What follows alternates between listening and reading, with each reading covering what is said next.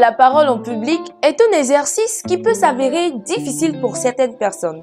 Cependant, si l'anxiété ressentie est trop importante lorsqu'il s'agit de s'adresser à des tiers, cela devient véritablement une problématique. Bonjour chers internautes et bienvenue dans notre chronique du jour, la glossophobie, on en parle générique.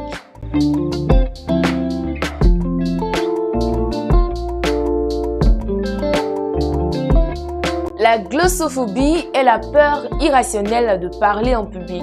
C'est l'une des principales manifestations de l'anxiété sociale au même titre que la peur de boire ou de manger en public. Elle touche aujourd'hui 75% de la population mondiale et différents symptômes physiques, verbaux et non-verbaux permettent de définir cette peur, tels que la boule au ventre, sueur froide, nausées, tremblements et même le cœur qui bat à vive allure. D'après vous, quelles en sont les causes?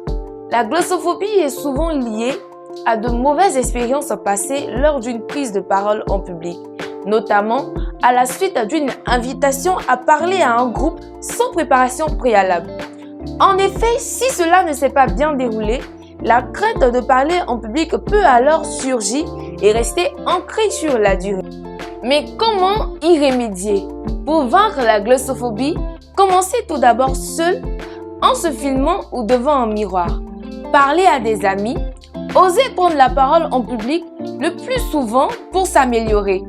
Gagnez ensuite en expérience, car pouvoir s'exprimer est une véritable source d'épanouissement personnel et de connaissance en soi. C'est bien sûr par ce média que vous allez pouvoir vous exprimer, convaincre, enseigner, motiver et même inspirer autour de vous. Je termine donc par cette citation de Nelson Mandela qui dit, et je cite, « Le courage n'est pas l'absence de peur, mais la capacité de pouvoir vaincre ce qui fait peur. » Fin de citation, et voici donc pour ce qui est de notre chronique du jour. Ciao!